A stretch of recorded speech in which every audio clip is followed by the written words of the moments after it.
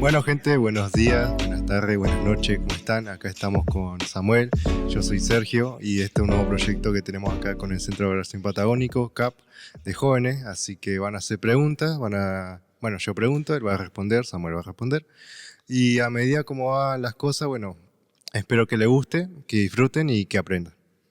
Bueno, ya dando inicio a esto, quería preguntarte, Samuel, ¿quién creó a Dios y si Dios tiene un comienzo? Ok, es una pregunta que yo creo que, no sé si toda la humanidad, pero en algún momento, en cierto punto, un gran porcentaje de las personas que han escuchado de Dios se han preguntado. O sea, es decir, nosotros las personas tenemos un principio y un final, ¿no? Nacemos, crecemos y envejecemos y bueno, nos toca el fin de nuestra vida, ¿no? Le pasó a nuestros abuelos, nuestros ancestros, nos va a pasar a nosotros y también les va a pasar a ustedes, los que están viendo en otra pantalla. Entonces, todos vamos a tener un principio y un final, ¿no? Entonces, en este contexto, a nosotros nos cuesta a veces entender cómo es la persona de Dios en sí, ¿no? O sea, la plenitud de Dios en pensar, Dios también tuvo un comienzo, un principio, es un ser que fue creado. Para empezar, quisiera decir que Dios es eterno, es decir, que lo que a nosotros nos rige en el espacio y el tiempo, es decir, nuestro comienzo y final, no se aferra a lo que es Dios en esencia. ¿Sí? ¿Por qué? Porque Dios es un ser eterno, nosotros somos temporales, ¿no? Nuestra vida, a comparación de la eternidad de Dios, es infinita, chiquitita, ¿no? Bien minúscula, ¿no? En comparación de la grandeza de Dios y toda la eternidad, ¿no? Entonces, Dios es un Dios eterno y esto quiere decir que siempre existió, o sea, siempre estuvo, nunca fue creado, ¿no? Él es el ser creador, ¿no? La Biblia, por ejemplo, nos narra a los ángeles, que dice que son seres creados. También inclusive el mismo Satanás es un ser que fue creado, ¿no? No es un ser que sea creador, a diferencia de Dios. Dios es un ser que es creador. Fíjate lo que dice en Salmos 92. Dice: desde antes que nacieran los montes y que crearas la tierra y el mundo, desde los tiempos antiguos y hasta ahora, los tiempos postreros, tú eres Dios. Es decir, Dios ya era. Antes de que se crearan los montes, el cielo, las estrellas, el universo, nosotros mismos, antes de nacer, Dios ya era antes de todo eso, ¿sí? Para Dios no existe ni el tiempo ni el espacio, ¿no? Para nosotros sí. Y ahí es donde nos cuesta entender la naturaleza de Dios. Quiero decir algo, ¿no? Con respecto a esto. Hay un principio que se llama el principio de la causalidad. Es decir, que todo tiene un comienzo, tiene una causa, ¿no? ¿Por qué se creó una lapicera? Para la causa de que escriba, ¿no? Todo tiene un principio y tiene una causa del por qué fue creado. Ahora, lo que inicia esa causa tiene que ser algo que esté fuera del tiempo y el espacio. Ahora, si sacamos un poco el contexto religioso y nos planteamos, ¿no? ¿Qué puede ser eso antes y fuera del tiempo? Primeramente, esta cuestión, persona, cosa, creador, o lo que sea, en nuestro caso es Dios, tiene que ser omnipresente, es decir, que tiene que estar en todo lugar, ¿sí? Y en todo tiempo. Tiene que ser omnipotente, es decir, que tiene que ser todopoderoso, y tiene que ser omnisciente, es decir, que tiene el conocimiento de todas las cosas. Él lo sabe todo, ¿sí? Bueno, estas tres características abarcan a lo que es Dios en esencia. Él es omnipotente, omnipresente y omnisciente. Por ende, Él está fuera del tiempo. Por eso es eterno, ¿sí? En Apocalipsis 1:8 dice: yo soy el alfa y la omega, dice el Señor Dios, el que es y el que era y el que ha de venir, el todopoderoso. ¿Sabes lo que significa alfa y omega, Sergio? No, a ver, comenta. Alfa y omega es una primer palabra, alfa, ¿no? Y omega es la última palabra del alfabeto griego, ¿sí? La Biblia fue escrita en parte en griego y justo este pasaje fue escrito en griego. Es decir, alfa es la primera letra, es como si nuestro abecedario es la A, ¿no? Y la B, la última, la Z es la última. No es la B, la Z, Sí. ¿no? Entonces, alfa y omega, principio y fin. Y es decir, Dios es el principio y el fin. O sea, Dios no tiene principio y fin. Dios es el principio y el fin. Él está por fuera del tiempo y el espacio. Si lo entendemos desde este punto de vista, inclusive podríamos decir, aunque parezca un poco raro y chocante, ojo ahí, guarda los religiosos, podríamos decir que Dios no existe, en realidad, porque la existencia está delimitada por el espacio y tiempo, pero Dios está fuera de eso. Entonces, Dios no existe, Dios es, y es desde antes de que todo fuera creado. Entonces, si redondeamos esta idea, Éxodo 3:14, podemos entender lo que dice, que cuando Moisés le pregunta a Dios, ¿cuál es tu nombre? Dios dice, yo soy el que soy. Así que es por esa razón de que Dios no fue creado, sino que Él es el creador y Él es eterno. Bueno, mi segunda pregunta es ¿cómo podemos confiar en la Biblia? Ok. ¿Cómo podemos confiar en la Biblia? Es una pregunta también de mucho debate, ¿no? Porque hay quienes dicen, por ejemplo, que la Biblia la inventó alguien, o la escribió alguien, o que fue un invento de la religión, ¿no? Es un libro que la escribió, no sé, alguna persona de incógnito, alguna secta escondida, ¿no? Sí, sí. En algún punto, ¿no? Que no tiene tantos años, sino que tiene, no sé, que fue escrita, no sé, hace 600 años. Hay muchas teorías con respecto a esto, si realmente es confiable la Biblia, ¿no? En primer lugar, tendríamos que considerar dos aspectos importantes para verificar la confiabilidad de la Biblia. La primera es que todos los textos no hayan sido alterados con el paso del tiempo, ¿sí? Y la segunda es si verdaderamente podemos afirmar los autores que escribieron esta Biblia y si realmente fueron inspirados por Dios, ¿no? Porque sabemos que la Biblia, o creemos nosotros, es inspirada por Dios, fue escrita por Dios, ¿no? Vamos con la primera sección, ¿no? La fiabilidad del texto histórico, ¿sí? ¿Podemos confiar de que la Biblia es un libro histórico correctamente según la ciencia? Podemos decir que sí, ¿sí? De hecho, si analizamos de cómo los historiadores analizan la fiabilidad de los textos históricos, se basan en copias de copias. Es decir, un texto tuvo una copia de quizás la historia, no sé, de algún personaje épico en la historia, ¿no? Y hay diferentes copias que narran sus hechos, ¿no? Hay copias con diferentes distancias de tiempo, ¿no? Entonces, en base a las copias y a la verificación de la coincidencia entre las copias, se dice, bueno, este personaje muy posiblemente existió, ¿no? Y mientras más cercano esté el tiempo de esa copia a la original, se considera que es más fiable el hecho de que haya sido realmente así la historia, ¿no? En el caso de la Biblia, los textos y las cartas que se encuentran son de hecho de los textos y copias más cercanos al original. Tenemos inclusive copias que tienen dos siglos de antigüedad solamente entre el original, ¿no? Y mientras más se encuentran papiros originales, nos damos cuenta de que en el texto no hay nada alterado. O sea, es casi el 90% es precisamente coordinado con las copias. O sea, no hay alteraciones, ¿no? No hay cosas extra narradas, solamente pequeñas cositas, pero que son del lenguaje, ¿no? Pero en esencia el mensaje escondido en cada copia es el mismo, ¿no?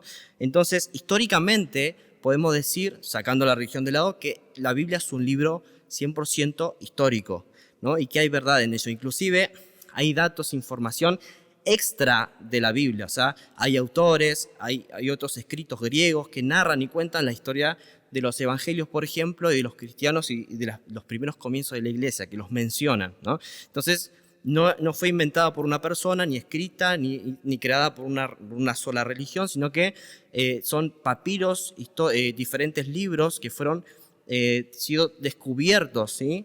De manera arqueológica, y se han recopilado cada copia y se ha afirmado que sí, que es un libro que es fiablemente histórico, ¿no? O sea, podemos confiar que históricamente es un libro confiable, que hay verdad histórica en el libro, ¿no? De la Biblia. Y en segundo lugar, podemos decir que la Biblia fue escrito por más de 40 autores en diferentes épocas y diferentes contextos, y diferentes lugares. De hecho, abarca en 3 diferentes zonas geográficas específicas, ¿no? Asia, África y Europa, donde circulan toda la información de los libros, más de 40 autores, con diferentes contextos históricos, culturales, diferentes profesiones. Algunos eran reyes, otros eran sacerdotes, otros eran profetas, ¿no? Hay quienes eran más guerreros, otros eran quizás más introvertidos, más tranquilos, más pacifistas, pero todos ellos que escribieron en diferentes épocas del tiempo la Biblia o los diferentes libros de la Biblia, escribieron una historia que es 100% coherente. O sea, desde el principio de Génesis hasta el final de Apocalipsis encontramos la historia de Jesús oculta en cada parte del libro, de los 66 libros de la Biblia. Y eso es algo maravilloso porque una sola persona no puede pensar todas las conexiones que hay, Antiguo Testamento, Nuevo Testamento, toda la historia del Evangelio está conectada, ¿no? En cada libro. Y eso obviamente nos hace entender de la obra maravillosa del Espíritu Santo. Entonces, resumiendo, la Biblia fue escrita por seres humanos, pero inspirada por Dios. Dios inspiró personas de carne y hueso, como vos y como yo, que escribieron los 66 libros de la Biblia. Y por eso podemos considerar que es un libro confiable y que es la palabra de Dios y está viva. ¿Sí? Wow. Bueno, la siguiente pregunta es, si Dios nos ama, ¿por qué tenemos que sufrir? Ok, bueno, es una pregunta que yo creo que todo el mundo la hace, ¿no? Cuando uno suele aparecer esta pregunta cuando uno hace evangelismo muchas veces, ¿no? Que posiblemente es el argumento quizás más grande que muchos usan para dejar de creer en Dios, o quizás la excusa que muchos usan, ¿no? Para no buscarlo. Y lo primero que tenemos que entender es que Dios nos hizo libres. O sea, somos libres, ¿no? Él nos dio un libre albedrío, a la humanidad le dio un libre albedrío. Es decir, nos dio la libertad de elegir nosotros si queremos obedecerlo, si queremos amarlo, si queremos elegirlo a Él, ¿no? O ir en contra de Él. Lo pongo en un ejemplo, ¿no? Imaginemos que inventamos un robot, ¿no? Para que nos ame. ¿Realmente hay amor ahí?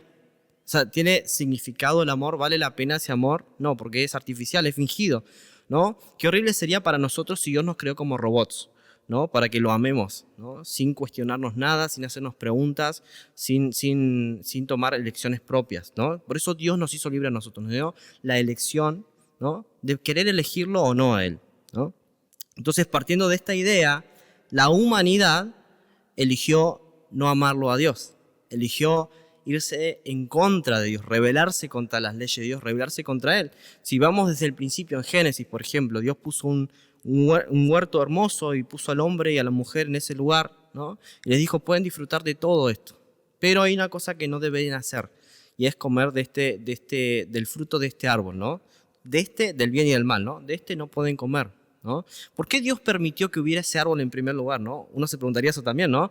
Si Dios es soberano y sabía todo lo que iba a suceder, y sabía que el hombre lo iba a hacer, ¿por qué lo dejó ahí? ¿No? ¿Por qué no simplemente lo sacó y que el hombre viviera feliz y contento en el huerto y porque serían robots, ¿no? Porque no tendrían un libre albedrío realmente, ¿no? Y estarían ahí porque Dios quiso que estén ahí, no porque ellos voluntariamente lo hayan elegido, ¿sí? No sé si se está entendiendo lo que estoy diciendo, pero básicamente Dios permitió ese huerto ¿para qué? Para que el hombre tuviera elección de seguirlo o no a Dios, de amarlo o no. Lamentablemente el ser humano y el mundo eligió no seguirlo a Él, no amarlo, no seguir su voluntad, y por ende el sufrimiento que experimenta el mundo es por causa de rebelarse contra Dios, por causa de desobedecerlo, por causa de ir en contra de sus leyes, en contra de Él, ¿no? De no amarlo, ¿no? En resumen, podríamos decir básicamente que el sufrimiento que experimentamos, ¿no? Como seres humanos, es por causa de rebelarnos contra las leyes de Dios. Y cuando nos rebelamos contra las leyes de Dios, cuando rompemos las reglas de Dios, en realidad los que nos estamos rompiendo somos nosotros. Wow, qué lindo. Una pregunta más que va relacionada a esto. ¿Hay sufrimiento cuando no hay pecado? Ok, es una pregunta muy interesante, ¿no?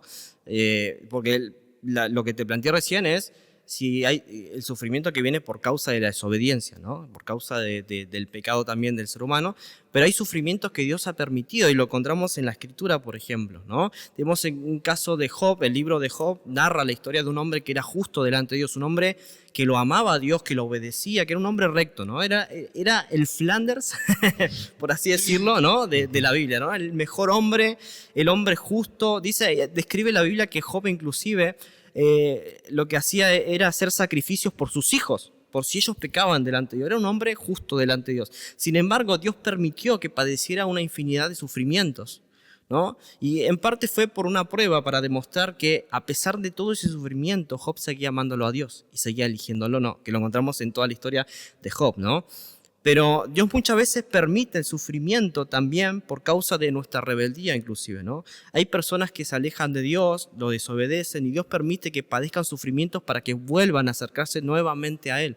¿Por qué? Porque cuando nosotros estamos pasando por una crisis, un momento difícil, es cuando más buscamos a Dios, ¿O no? ¿O no es así? ¿No? Cuando estamos tocando fondo y estamos en un momento de desesperación, eso nos impulsa a buscarlo a Dios. Eso nos impulsa a querer volver otra vez a los caminos de Dios. Fíjate lo que dice la Biblia en Salmos 119, 67. Dice, antes de sufrir anduve descarriado, pero ahora obedezco tu palabra. Es decir, ¿cuándo vino el sufrimiento de este salmista? Cuando estaba descarriado.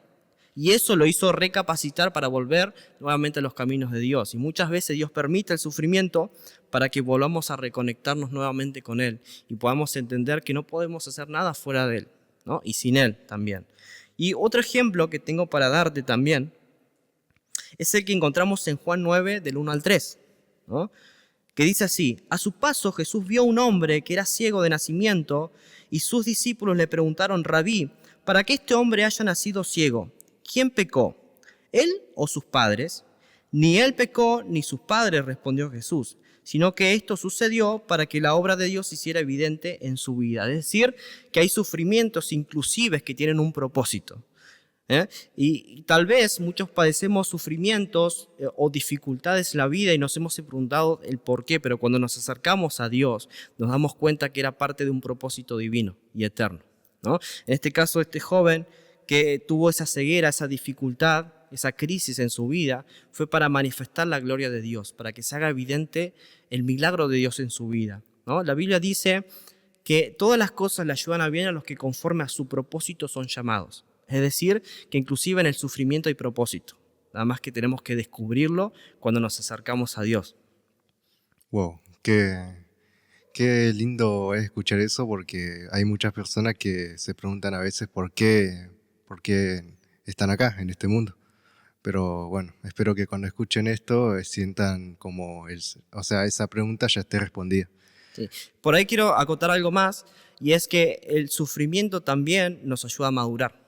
Dios permite muchas veces dificultades en nuestra vida o sufrimientos para que maduremos y crezcamos. La Biblia dice que la fe se pone a prueba, es decir, la fe debe ponerse a prueba.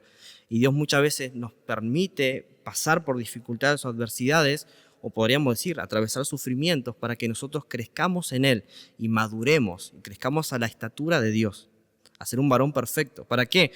Para cumplir su voluntad, para cumplir su propósito. Entonces necesitamos estar preparados, pero si no pasamos por el sufrimiento no vamos a ser forjados. El oro y la plata se refinan en fuego. Entonces, del mismo modo, Dios, para que saque de nosotros el mejor oro y la mejor plata, ¿no?, nos refine, debemos pasar por el fuego. Es decir, pasar por sufrimientos también.